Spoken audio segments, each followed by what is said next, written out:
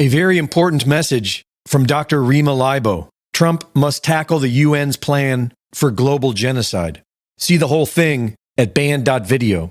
Trump has appointed an entire slate of globalist henchmen, one after another, from his chief of staff to the appointees that he's chosen to his vice president, who is Peter Thiel's business partner. And if you're looking for a globalist, you'll find one in Peter Thiel. However, every single campaign promise rests on our not being part of the United Nations in order to fulfill that promise. Gender mutilation, or you can fill in the blank and talk about digital currency or any of the issues that people are quite rightly concerned about. These hordes of people flooding across borders around the world are in fact doing what the United Nations wants them to do, which is destroy the national integrity of each and every country anywhere in the world. When we remove our countries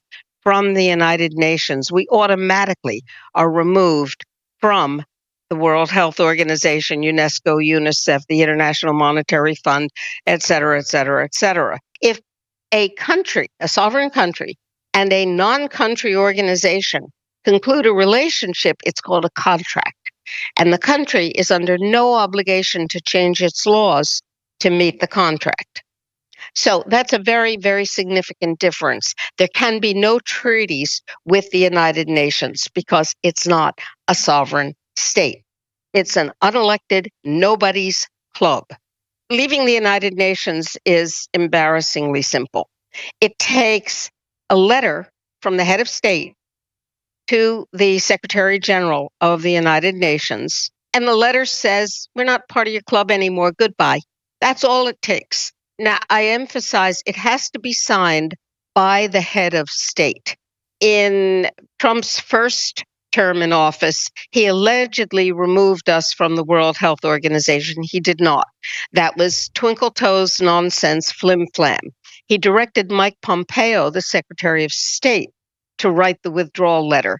In other words, it was a political theatrical stunt. Trump then took twice the annual contribution that the United States makes to the World Health, which should be called World Holocaust Organization, and he gave it to GAVI, which is one of the principal supporters of the World Health Organization. Where do you think double the money went? In the Senate, Mike Lee from Utah, and in the House of Representatives, Chip Roy of Texas and Mike Rogers of Alabama introduced identical legislation, which collectively was called, listen to the words, the Disengaging Entirely from the United Nations Debacle Act.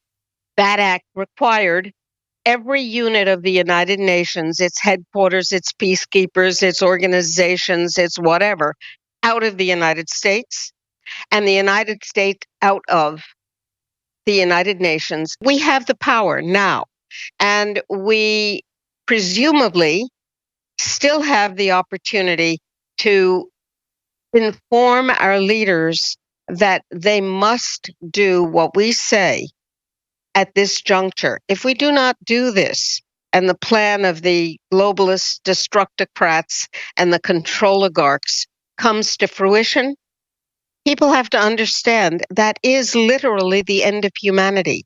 Our DNA will be destroyed for their biodigital convergence enslavement purposes, and the species known as human will cease to exist. That is the explicit articulated plan. Learn more at preventgenocide2030.org. Reporting for InfoWars, this is Greg Reese.